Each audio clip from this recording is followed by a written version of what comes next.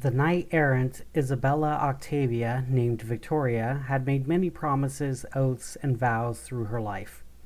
Her life was one of great honor and glory, but also one tempered with great humility and great shame. Throughout her journeys across Europa, Mayquil, and Asawa, she learned a lot about the peoples of the world. She also learned the importance of her vows over and over, as she saw the consequences of those who betrayed her. Her first oath was she would never love a man, nor a man would love her. That first oath Isabella made was when she was only 12 years old. Her best friend, Julia Havitt, and her were laying in the grass beneath an olive tree, watching the clouds when they started talking about their futures. Julia remarked how her older sister, Cora, basically disappeared from her life and the life of the family when she married. So she worried that Isabella would just disappear as well when it was her turn to marry. So, on that grassy hillside, watching the clouds beneath the olive tree, Isabella made a promise to her best friend. "I promise you, Julia, I will never let a man's love keep me from you," Isabella told Julia, who turned her head to her friend's face. Julia could see that Isabella's amber eyes were quite serious. Julia couldn't understand how Isabella could make such a promise. Julia was already seeing the appeal in boys, but Isabella never seemed to find much appeal in the boys in town. She'd only ever saw the beauty in Julia. "Really, even if a man loved you, even if you loved a man?" Julia asked Isabella, who grabbed her friend's hand. Dark brown fingers intertwined with olive-toned skin, fingertips mingling with fingertips, hands dancing and exploring each other in familiar unfamiliarity. "I promise I will never love a man as much as I love you, nor will any man love me as much as you love me," Isabella told Julia. "I promise you, too, I won't let any man come between us," Julia told Isabella. They sealed their oath beneath the olive tree, with a kiss. For years, as both girls grew into women, they kept their oaths. Isabella grew into a strong soldier, then a stronger knight. Talented with any weapon she came across, who did everything in her power to keep the weak safe from harm. A knight who served the queen very well and who had received many suitors for her hand in marriage.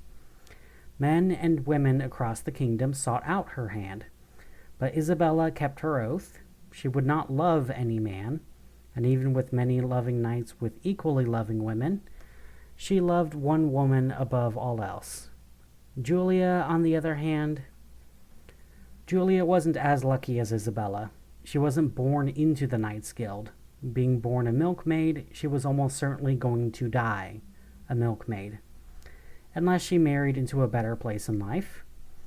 Julia thought of marrying Isabella, but she couldn't imagine living the life of a knight's wife.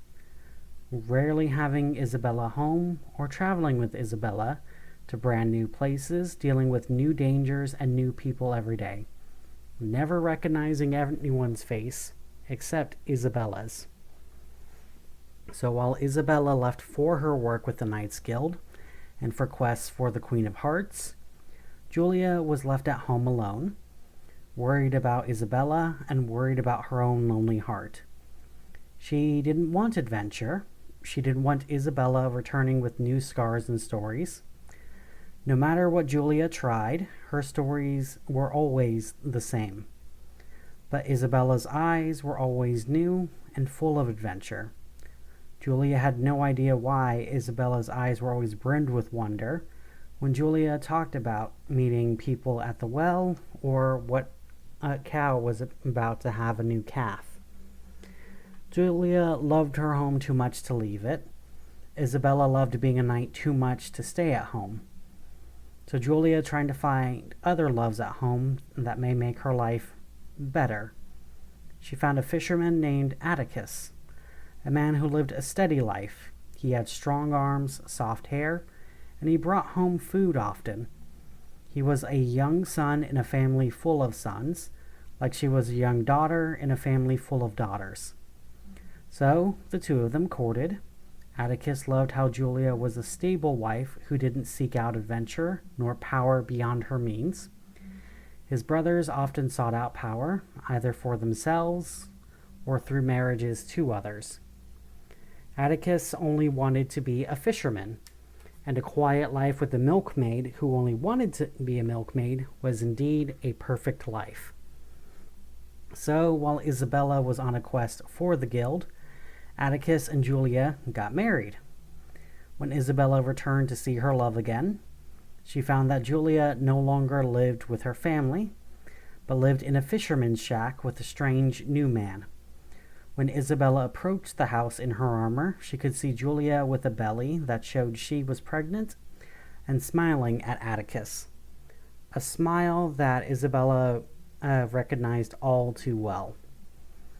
Isabella felt her hand tighten on the grip of her sword when she realized her Julia broke her vow. She fell in love with a man. She left her home behind.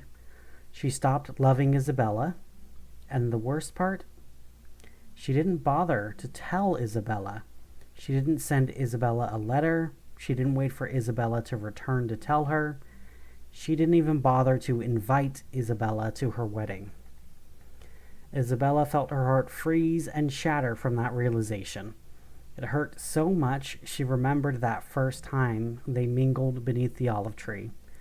She remembered the last time they were together, just a few short months ago. Those few months ago. Isabella eyed Julia's belly again. There was no way that Julia got that pregnant in that time. That meant Julia was already seeing Atticus while still with Isabella. Isabella's head swam with questions. Was any of it real? How long was this happening? Did their oath to each other mean nothing to Julia? Was Atticus the first? Would he be the last? Did Julia think about Isabella when she married Atticus? Was she relieved to be away from Isabella?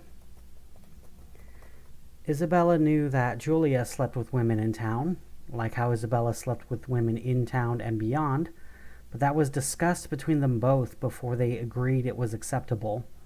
They both agreed to not love men because men would come between them. And in that moment, with Isabella's conflicting thoughts, she thought back to vows and oaths as she walked towards the two of them. Julia noticed Isabella approaching them first, as Julia stood between Isabella and Atticus. "Isabella, please don't do this," Julia squeaked as Isabella ignored her and kept her eyes fixed on Atticus, who turned to face her, and when he saw that he faced a queen's knight, he felt his knees weaken. "Kneel, Atticus," Isabella said as she drew her sword. "Isabella, don't hurt him!" Julia yelled as Isabella made eye contact with Julia, her eyes cold as they fixed on Julia's eyes. "Julia, do you not know me at all?" Isabella asked as Julia tried to grab Isabella's sword arm, trying and failing to wrest the blade out of Isabella's hands. Isabella, with her answer, turned to Atticus. "Kneel, fisherman. I am ordering you as Dame Isabella Octavia, the Red Knight of the Queen of Hearts," she ordered the fisherman, who finally kneeled beneath the knight. He feared the knight's blade, but he feared what the Queen of Hearts would do to him if she heard that he disobeyed the Red Knight. Atticus kept his eyes down as he heard his wife sobbing and trying in vain to protect him. Then he felt the gentle tap of cold steel, first on his left shoulder, then on his right shoulder. Julia still trying to grab the sword, but Isabella too strong to let her bother her as she lightly tapped Atticus with the blade. "I hope you make her happy every day, Atticus.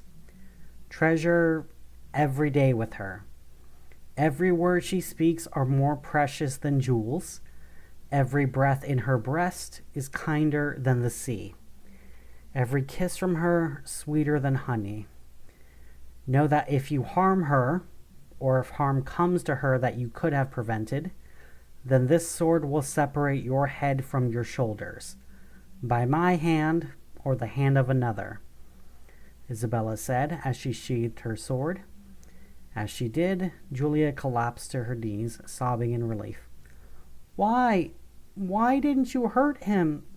You promised me you wouldn't let a man get between us, Julia asked Isabella, as Atticus only squeaked out, You promised the Red Knight that, and you didn't tell me?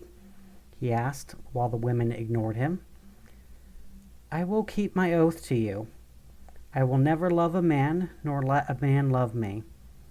It is not my place to make you keep your oath to me. And while my heart bleeds in my breast, I also made an oath to not harm the innocent. But I have to ask, why did you not ask me? Why did you not tell me? Isabella asked. I feared if I asked, you would have said no. I feared if I told you, you would have harmed him for my choices, Julia responded. You never gave me a chance to say yes. You never trusted me to protect others. So, you never knew me at all. You never understood me. You never loved me like I loved you, Isabella said. I loved you, Isabella. You have to know that, Julia said before Isabella asked. Like you love him? The silence between them answered the question. I love you, Julia. Even as my heart breaks and shatters, even as every breath grows painful, I can only see the woman who once held my hand, the girl that I promised I would always love. I love you, Julia, and that's why I am willing to let you go with him. You are always worth more than a broken promise. I hope you both live long and happy lives together, Isabella said as she turned away, thankful that her helmet concealed the tears flowing down her worn cheeks.